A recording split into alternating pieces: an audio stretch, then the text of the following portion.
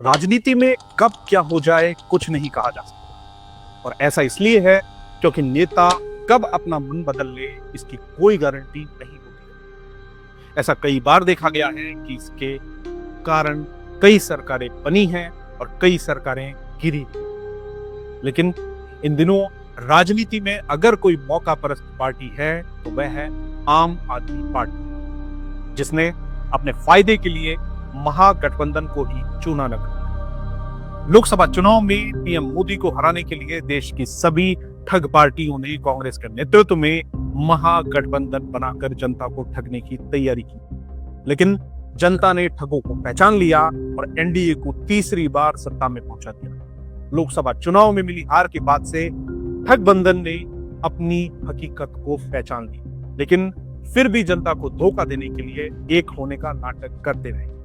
लेकिन इस ठगबंधन का सबसे बड़ा ठग तो जेल की हवा खा चुके आम आदमी पार्टी के मुखिया अरविंद केजरीवाल है। उन्होंने विपक्ष की एकता का पूरा फायदा उठाया। अब इसी ठगबंधन को ठेंगा दिखाकर अलग होने का उन्होंने ऐलान कर दिया। केजरीवाल लोकसभा चुनाव से पहले अपनी पार्टी का जनाधार बढ़ाने के लिए गठबंधन के साथ मिले और कांग्रेस जैसे बड़े दल को अपनी चाल में फंसा लिया।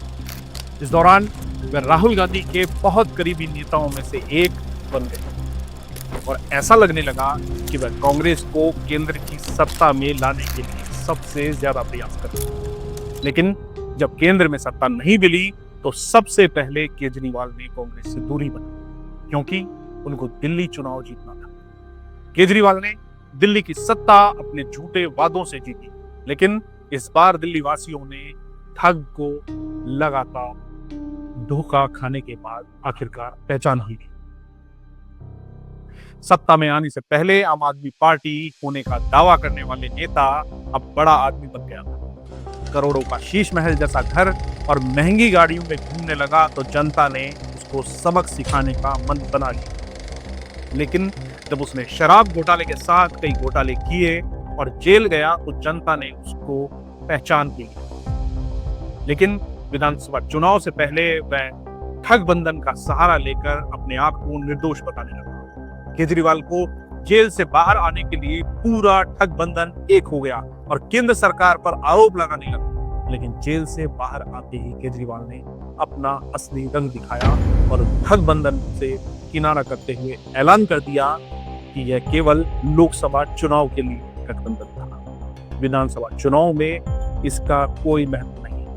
यह वही केजरीवाल हैं जिन्होंने जेल जाने के बाद पूरी विपक्ष को एक होकर लड़ने की सीख दी थी, लेकिन जैसे ही वे जेल से बाहर आए उन्होंने सबसे पहले इसी गठबंधन को ठेंगा दिखाया और अकेले चल पड़े।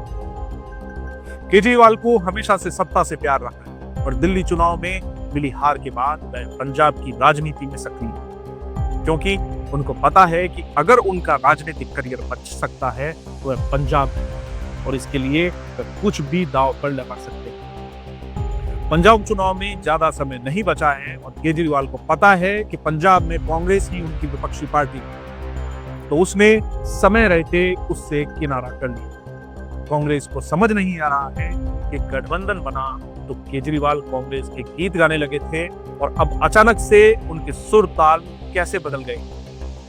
लेकिन केजरीवाल को पता है कि अगर पंजाब जीतना है तो कांग्रेस का साथ छोड़ना होगा और अपने दम पर चुनाव लड़ना होगा। अगर पंजाब उनके साथ गया तो केजरीवाल को घर बैठना पड़ेगा और वह ऐसा किसी भी कीमत पर नहीं चाहते। केजरीवाल ने अभी तो राहुल गांधी को किनारे किया है और अन्य विपक्ष के नेताओं के साथ उनके अच्छे संबंध होने का दावा किया, लेकिन केजरीवाल मौका परस्त हैं। उनको जहां फायदा दिखता है उसी पार्टी के साथ होने का दावा करते हैं।